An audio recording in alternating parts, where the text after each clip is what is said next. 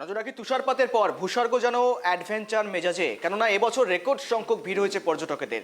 Cross করেছে প্রায় 87,000। এই ঠান্ডার মরশুমে তুষারপাত দেখতে এবং স্নোফল দেখতে ভিড় জমিয়েছেন দূর দূরান্তের পর্যটকেরা ভূস্বর্গে। দেখুন, ক্যালেন্ডারের পাতা বলছে শীতের বিদায় ঘণ্টা বাজতে খুব দেরি নেই, কিন্তু কাশ্মীরে উৎসব যেন সবে শুরু হলো। রূপলি চাদরে মুড়েছে উপত্যকা, আর বরফের সাদা গালিচার টানেই হিমালয়ের কোলে পর্যটকদের জনসমুদ্র। পরিস্থিতি এমন যে উত্তর কাশ্মীরের বিশ্বখ্যাত স্কি ডেস্টিনেশন গুলমার্গের একটি হোটেলও এখন খালি নেই। বুকিং ছুঁয়েছে 100%। সুইজারল্যান্ড নাকি গুলমার্গ, পর্যটকদের ভিড়ে এখন এই তকমা নিয়ে চলছে জোর লড়াই। চলতি জানুয়ারি মাসেই ভূস্বর্গে পা রেখেছেন 87,000-এরও বেশি পর্যটক। এর মধ্যে 1,225 জন বিদেশি নাগরিকের উপস্থিতি প্রমাণ করছে যে আন্তর্জাতিক পর্যটন মানচিত্রে কাশ্মীর আবার স্বমহিমায় ফিরছে। গন্ডোলা রাইড হোক বা স্কিং, রোমাঞ্চের কোনো খামতি নেই। পর্যটকদের মতে বিদেশের তুষারপাতকেও হার মানিয়েছে গুলমার্গের সৌন্দর্য। সোনমার্গের চিত্রটাও প্রায় একই রকম।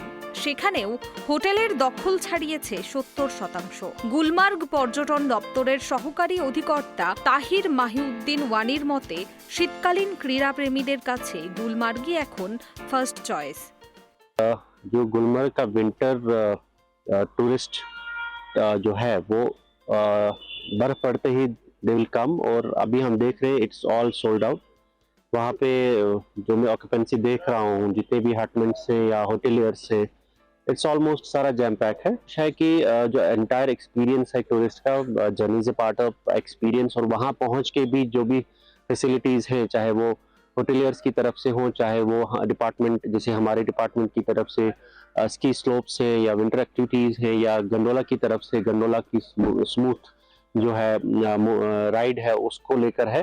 The administration is doing a lot. And উৎসবের মেজাজ থাকলেও নিরাপত্তার প্রশ্নে কোনো আপোষ করছে না স্থানীয় প্রশাসন। বিশেষ করে তুষারধস প্রবণ এলাকাগুলোতে পর্যটকদের যাতায়াতে কড়া নিষেধাজ্ঞা জারি করা হয়েছে। মোতায়েন রয়েছে পুলিশ ও এসডিআরএফ টিম। তবে উপচে পড়া ভিড়ের মাঝে কিছুটা কাঁটা হয়ে দাঁড়িয়েছে মাঝে মধ্যে হওয়া বিদ্যুৎ বিভ্রাট। পর্যটকদের অভিজ্ঞতা নিখুঁত করতে স্থানীয় ব্যবসায়ীরা প্রশাসনের কাছে নিরবিচ্ছিন্ন পরিষেবার আর্জি জানিয়েছেন।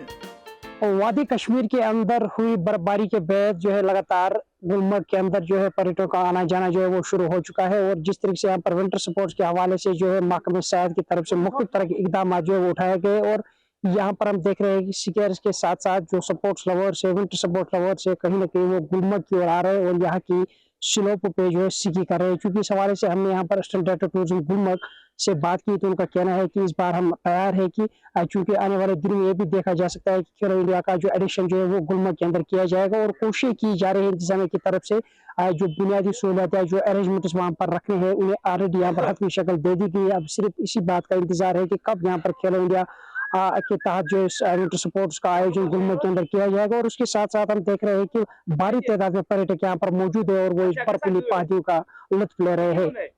आदिल डार, KTV बंगला, जम्मू कश्मीर से।